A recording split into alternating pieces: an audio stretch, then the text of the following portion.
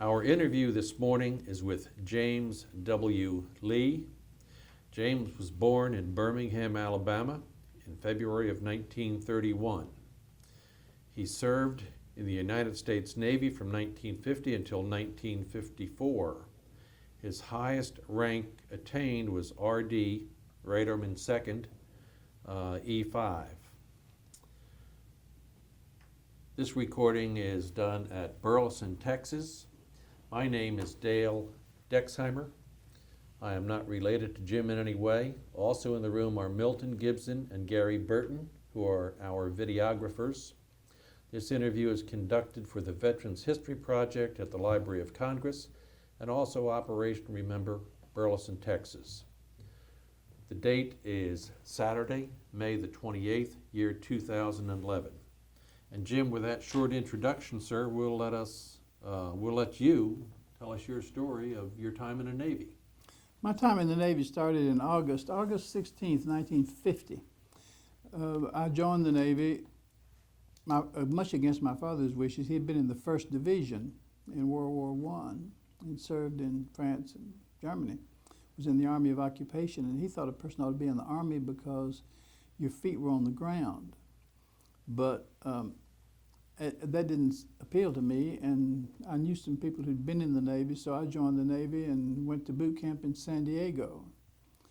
For I think 12 weeks or so, got out of the boot camp and was sent up to Treasure Island in San Francisco to await my ship's return from what they called Westpac, the Western Pacific. My division of 4 destroyers, I've been assigned to the USS Radford. My division was in the Korean waters and was headed back, and so for 2 months I stayed in Treasure Island and pulled Liberty and had a world of money since we got $82 a month and didn't get paid during boot camp, so we had all this money on the books and managed to spend a lot of Liberty time in San Francisco and Oakland. And then got on a transport ship and went to Pearl Harbor, where my home port of my ship was Pearl Harbor. And for probably 6 or so months, as I recall, we operated out of Pearl Harbor. This destroyer was a Fletcher-class World War II destroyer, which had been DD-446. And they had refitted this ship in the interim as a DDE, which was they called a hunter-killer ship, and we were supposed to hunt down submarines. Though I don't think the Chinese or Koreans had any submarines, so we never found any submarines, but we practiced a lot off Pearl Harbor for 6 or so months, as I recall. And then we went to the Far East to spend about 7 months with 2 task forces, Task Force 77 in the Sea of Japan. Our job there was to chase aircraft carriers. Now, we had practiced that sort of thing off Pearl Harbor.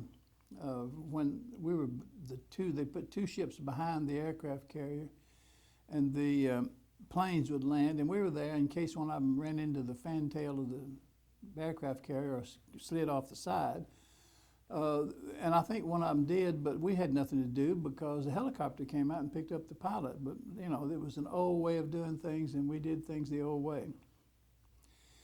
In the Korean, in Task Force 77 off the coast of Korea, there would probably be 10 destroyers circling an aircraft carrier, and sometimes an aircraft carrier and a cruiser, and as I remember one time a battleship, and they were launching flights in to bomb North Korea. And we were there in case one of those phantom Chinese submarines or something came up and fired a torpedo, and our job was to jump in front of it and take the hit. But nothing ever happened. And so we did that. And the other thing we did was to join Task Force 95 in the Yellow Sea. And our job over there was to do shore bombardment. And so we'd go up and go in close to in North Korea and fire shells over in there. In Task Force 95, we dropped the American flag and raised the UN flag. And so we're part of a UN task force.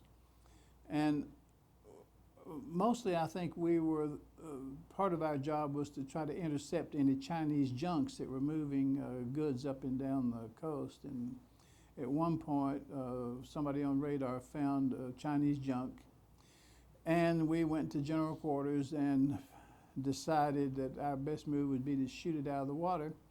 But at the last minute, the fire control officer said, "Wait, it's a Canadian cruiser." Well, we might have got off one shot, but that would have been the end of us. The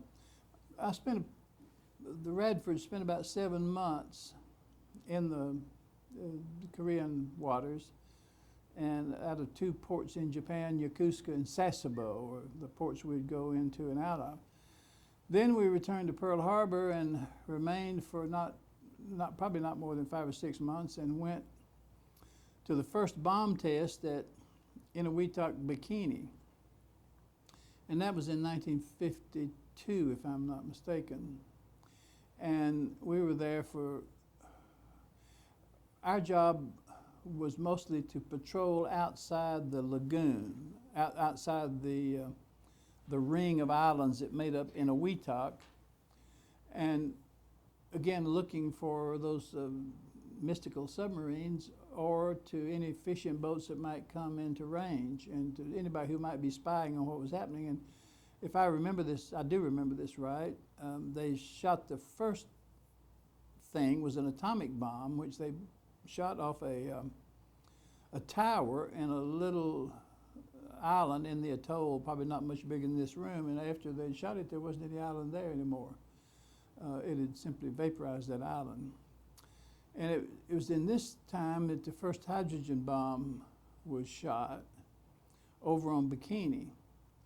And I'm not clear on, since I was down there twice, and on one occasion they shot eight hydrogen bombs, but I think maybe they only shot one. In that first time I was down there, and I think it was the first hydrogen bomb ever shot, I think, but I'm not altogether sure. Then back to Pearl Harbor, and I was transferred back to San Diego, and I had married, and I had a wife and child in Hawaii, and I put in to go back on some ship, and I was assigned to the USS Renfro, which was in the same squadron of 12 destroyers that my ship had been in, a different division. And I'd hardly got back good before we were sent back down to Inuitak Bikini for the second bomb test. One of those was called Operation Ivy, and the other was called Operation Castle. And we were told never to tell anybody anything about any of this. It was a dead secret, so I'm probably go to prison for this. It's been 60 years or more or less. But one of the sailors on the ship was from California, and his mother sent him Los Angeles Times had a big picture of this hydrogen bomb blowing up over on Bikini. We were always put indoors when they shot those bombs, even though we were mostly 180 miles away. The last bomb, we were allowed outside, and we went out and sat on the deck, and we were told to face away from Bikini, 180 miles away. We were in the lagoon at Inuitak. And we were told to put our eyes in our elbows and close our eyes and pull the elbows up close, because if we saw any of this, as it went off, it would boil the fluid in your eyes. So we did that, and they counted it down. And after we first, I guess, heard the sound and then felt the shock wave, and then we were allowed to look. Well, we'd gone out there, it was night, like 4 o'clock in the morning, it was pitch dark. But when we opened our eyes, it was daylight. And it wasn't daylight because the sun had come up, it was daylight because they had shot a hydrogen bomb at Bikini. And we could then turn to look at it, and it was the typical mushroom cloud, but it was a bright red ball of fire that climbed into the sky, and it never got dark again. It climbed and climbed until finally it became daylight. And then then by this time the fireball had disappeared. It was this white cloud that you see in the movies about the mushroom cloud, and that's what it looked like. And it went up, up, up, what seemed to be maybe all day. That's the only one I ever saw. I saw some on the radar. Since I was a radarman, we'd be locked up in the communications center, and we could see them on the radar, but we got to observe that one. After that, the Navy sent 2 drone ships. I don't know where those ships were when the bomb went off, but they sent those drone ships in the area of fallout. And then those drone ships were brought back in a Weetalk. And we sent sailors over there every day for I don't know how long, a week or 2. They would put on white suits when they got there and shoes and one of those dosimeters, I think they're called, to monitor radiation. And they would wash down the ship all day, washing off the radioactive dust that had fallen on the ship. And when the dosimeter would get to a high reading, they would take them somewhere, put them in a shower, wash them off in one of those drone ships, put on new shoes and new coveralls. They go back out and continue to wash those ships down. I never went on that, but I was the leading radarman at the time, and it's my job to send people. And I always felt, I probably sent people to something that was, deleterious to their health. I don't know. One of them one time brought me back a pair of those wonderful boots, those brogans with steel toes that they gave them, and they'd wear out 2 or 3 a day. Not wear them out, but they would get radioactive and they'd throw them away or do something with them. But one of them brought me back some, which I kept for years, and I used to wear from time to time. That was before my feet fell off. And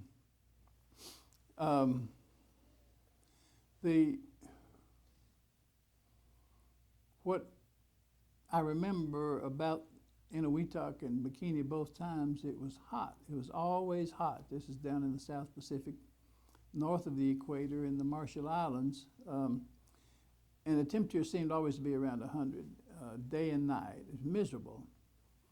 Contrast that with the winter off the coast of Korea when it was bitter cold and the ship would be covered in ice. And we're going through the water, sometimes chasing those aircraft carriers at 40 knots. Mostly not, we couldn't sustain 40 knots very long at one time. But most of the time we were simply in a ring around those carriers. But we'd be iced over, completely iced over. And gave meaning to that old song from the period of rain in Korea is awful cold and wet, and them rotation papers, they mighty hard to get. That's an old Army song, I guess. But it was much of the time in the Korean part was winter and miserable, though I think we must have stayed there until spring, where it turned out to be beautiful. And I one time was given R&R to go to the Emperor's Summer Place. The Army ran a hotel up at Karuizawa, and 2 or 3 sailors and I went up there for 3 or 4 days of what they called R&R in the Japanese Alps. And I found, we were in the Army of Occupation, it was called, in 1950, 51, 52. This was occupied Japan. And there was a great deal of destruction in the places we were, and they were rebuilding a lot of stuff.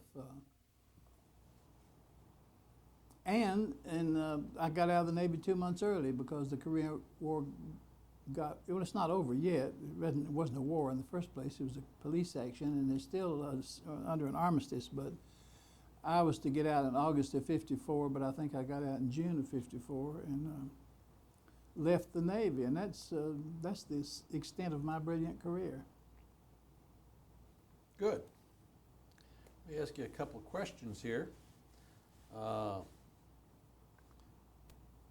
The plane guarding when you were behind that carrier, just for your information, you did it in the 50s, I did it in the 60s. and they still had that same antiquated, the helo might come out and pick that guy up. Right, But we were right. still there 500 Right. yards off the fantail. Right. It was kind of interesting. Of course, the airplanes had changed, but some of those Navy pilots, good golly, they were very skilled. We saw more than one either go off the side or run into the fantail, but we never picked anybody up because the helicopters did it. A lot of things were going on that our ship, the USS Radford and the Renfrew were both DDs during World War II. They were both built in about 1942. And they had a 5-inch gun fore and aft with 40 millimeter for aircraft stuff and 20 millimeters. But the main battery on one of those ships was torpedoes, because in midships we had a torpedo gun, though we never fired a torpedo anywhere, not even in practice did we fire one, but that was considered to be the main battery. But sometime between the end of World War II and the beginning of the Korean War, they refitted those ships and they'd put something called a hedgehog up on the front, right under the bridge, which was an array of, I guess, sort of missiles or rockets or something that would be fired at submarines if we ever found any. So our practice in Pearl Harbor, we were always practicing, going out almost every day and practicing hunting submarines, and sometimes with submarines that Navy submarines were out there dodging us. And I don't remember firing the hedgehogs. I think we dropped a certain number of depth charge. You know, we had those Y guns on the sides, and we had those depth charges rolled off the back end. The shore bombardment we did was always with those 5-inch guns fore and aft. When we were off shore bombardment with Task Force 95 in the Yellow Sea. Let me go to your time down at Eniwetok, and just to clarify, generally you were about 180 miles from the blast. Right. And when you turned, after you covered your eyes, et cetera, you turned when they said it was clear to do so, and at 180 miles, it was daylight. Right. Could you feel the shock wave? Yeah, and I don't remember how long the shock wave came after the sound. The sight came first, of course, and we by this time could turn and look, and I don't remember how long this took for the sound to come, and then the shock wave came after that, and it was not it just rocked the ship some because we were inside the lagoon, but it rocked the ship a little bit. This is at 180 180 miles away. I was on Bikini one time because I had to go home on emergency leave, and I don't remember what it was I think it must have been the first time I was down there, but I'm not sure. No, it may have been the second time. Anyway, we went over toward Bikini doing something, and I was transferred by bosun's chair to an aircraft carrier, and then with the helicopter took off and took us over to Bikini, and I got on a DC-3, which the Navy called R4Ds, as I recall, and flew to Eniwetok, where I got on one of those big transport planes and was flown back to San Francisco. But on Bikini, that time, it had pretty much wiped everything out. And this was before I ever saw that big hydrogen bomb. I missed the first hydrogen bomb in the second time I was down there because I came back from emergency leave and was on Kwajalein. I'd flown from San Francisco through Johnson Island, through Hawaii, Johnson Island, down to Kwajalein, spent the night there. And when I was a heavy sleeper, and I think I'd been to the NCO club, and so I slept through it, but I heard other people on Kwajalein, 400 and so miles away, were awakened by that first hydrogen bomb in that sequence, and they thought that it had got away from them. This is the hydrogen bomb that dropped that radioactive dust on those people on the Japanese fishing boat called the Fortunate Dragon. when I was the next day, I was flown back to, in a Weetalk, and I had to stay in a tent for several days because my ship had gone off to an atoll that I think was called Oolong Do and taken maybe all the natives off and moved them somewhere else because that bomb had got away from them to a large extent.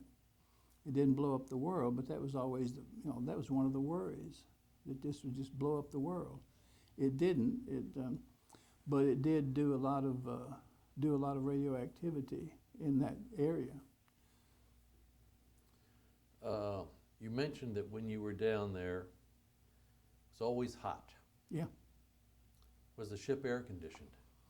Well, no. The radar shack was air conditioned, and I suppose the sonar shack was air conditioned, and the radio shack, but nothing else was. The electronic space as right, well. But no, the rest of it wasn't. Cruise quarters? Were saltwater showers, freshwater showers? Freshwater showers. But, you had a limited amount of time in the shower. No, I don't think I ever took a saltwater shower. Apparently the ship could make enough water to evaporators bathe the crew every day. You mentioned that you had this ride in the bosun's chair. Yeah. From a DDE to an aircraft carrier. Just almost straight up. Was it? Well, yeah, we were off the main deck, and it was, the bosun's chair. And of course, they're both moving a little, and so you're dropping and raising. And you've seen this, of course. You may have done this yourself, but the worry, of course, and when you're being transferred like that, is that they'll run together and you'll be crushed in the. Well, it didn't come to that. It didn't come to that, but there is this rocking, and so you find yourself being dropped. It didn't take very long to make this transfer. You weren't worried about being dunked? I probably was, but I don't remember that. I just remember it was a ride I didn't want to keep making all the time. My experience on a destroyer, I remember going alongside carriers to refuel. Yeah.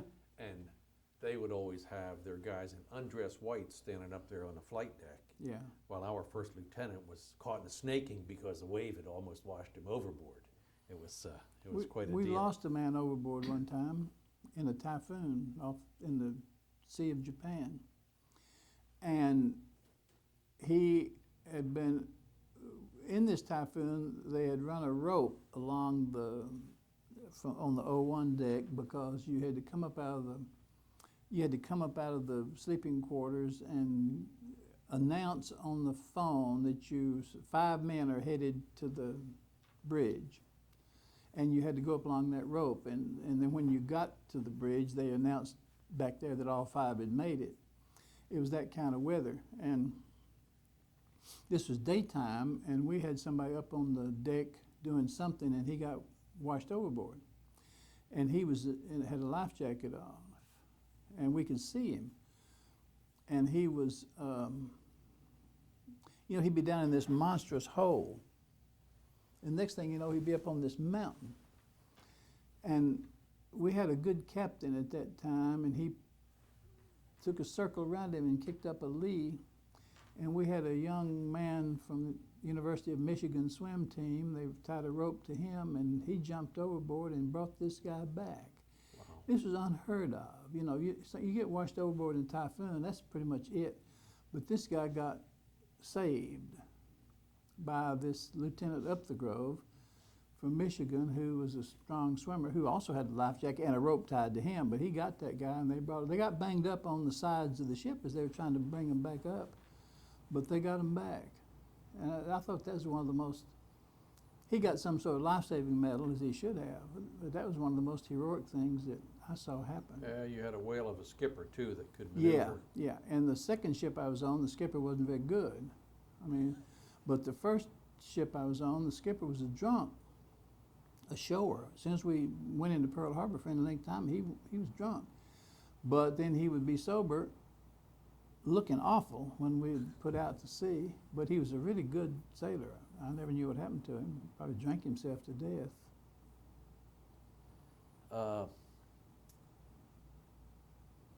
some things about life aboard the destroyer. Chow good? No, Okay. it wasn't good. I one time did a stint when I was first on the Radford as a chow runner because I was the biggest person on mess cooking, and so I had to take these on that kind of destroyer. The cook shack is on the main deck, and the mess hall is 2 decks below. On some of the more modern destroyers, they were all on the same deck, but as the chow runner, I had to carry this food down 2 decks, and I had to do it one time in this typhoon. So it was just sandwiches then, but they'd make these sandwiches and they'd put them in an insert, and they would assign a man to me to hold on to this web belt as I would carry this food down 2 decks to the mess hall. But when we weren't in the typhoon, I would be carrying, say, 80 pounds of mashed potatoes or 80 pounds of gravy down. They couldn't do that when the seas were rough, but that was a miserable time, and the food was never very good on there. And once we were at sea for 45 days, I think, in the Yellow Sea, and we were finally reduced to beans and rice for the last day or two. But, we'd be resupplied with food by cargo ships that would come alongside, and they would transfer these chickens that had been killed in 1943. They'd be stamped they'd be frozen, and they'd be stamped on the crates, the date. And so they were always sending these 1943 chickens and other food over to us. And the people who cooked, I don't know that they cared very much, because frequently when you got fried chicken, it was rare at the bone. The food was not good on a destroyer. The only thing I ever liked was SOS, which they could do all right. And so that, and on Saturday morning, they always had beans and cornbread, and that was pretty good. For a boy from Birmingham. Yeah, well, and it was, once in a while we'd have eggs. If they thought we were going to be killed, they'd give us steak and eggs. If you've ever seen that movie about the Midway, I believe, the night before Midway, they give all these sailors steak and eggs. That's the ultimate sailor's dish, is steak and eggs. And so when we went into Haiphong Harbor, I believe, in North Korea, we went into this harbor that was on the ends. The Koreans had guns on the ends, and I think before we went into, I think it was called Haiphong Harbor, but I'm not sure about the name. They fed us steak and eggs, which of course makes you nervous because we'd seen those movies. But most of the eggs were powdered, and I used to carry them down there, and they were baked. They put them in the oven and then stir them from time to time, and they'd look like baked eggs. And you'd take them down there, and they would start dipping them out and putting them on. And after about 10 or 15 sailors had gone through, this sort of blue liquid would sort of form in the spaces. No, the food was not good. But I understand food on big ships was good. It was wonderful when you got on the shore anywhere, because the mess halls, the food, you just couldn't believe how good that food was in contrast to how bad that food was on a destroyer. Destroyers doesn't have much space to carry stuff, and they got 400 men on a ship that's, I think, about 400 feet long. And no, the food's not good. Let's go on to Liberty ports in that case. Certainly you pulled Liberty in lots of places, Far East. What was your favorite Liberty port? Maybe Buckner Bay in Okinawa. I forgot that we spent a certain amount of time, I don't know what we were doing, but down in Okinawa. And we would go into Buckner Bay, and it was interesting. Buckner Bay had been terrible battles there, and the beaches were littered with destroyed military equipment. But then we got a bus and went up to Naha, I guess the capital of Okinawa. And, I liked that because it was different. I mean, Japan, and it was was really infested with sailors because we were at Yokosuka and Sasebo. Those are the only two ports that I recall that we ever went into in Japan. And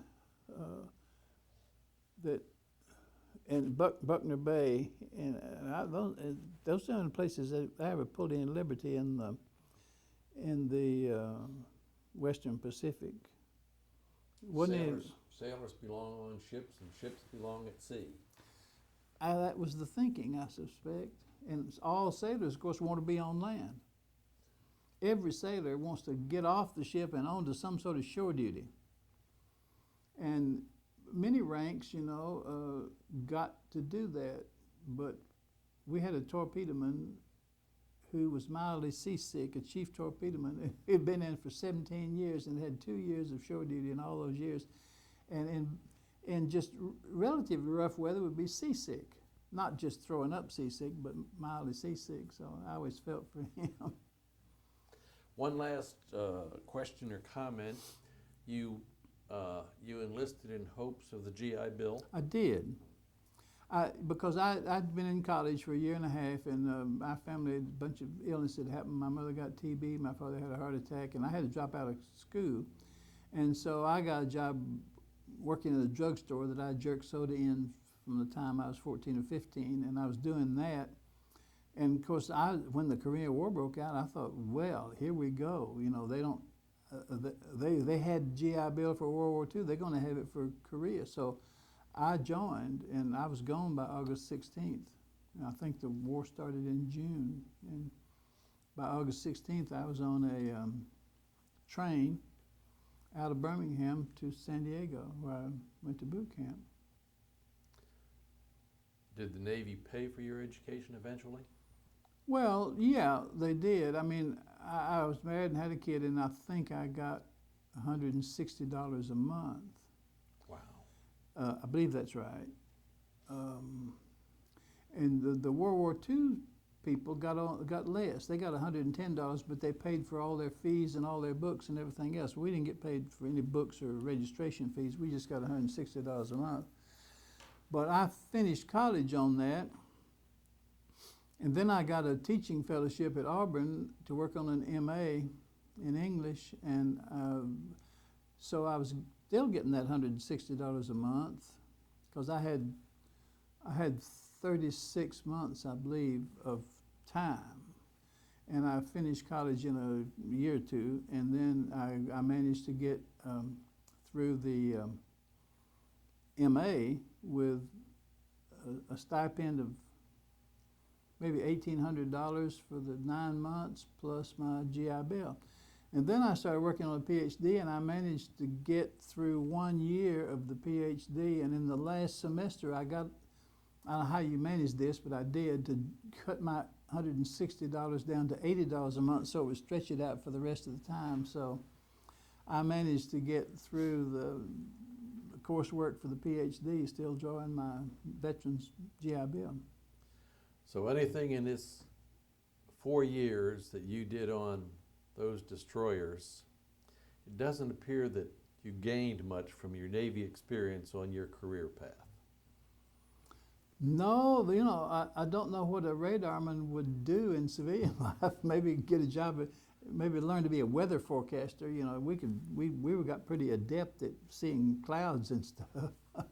But there aren't many jobs. No, and I'd never meant to make the Navy a career, and I never, being radarman was something I did. I didn't go to radar school. I had to learn all this out of a book on the ship I was on, and got to be third-class radarman, then second-class radarman. And I would have passed the test for the first-class radarman, but I had to go home on emergency leave and miss the test, but then I got out. No, I never meant to be, I always meant to be a teacher, and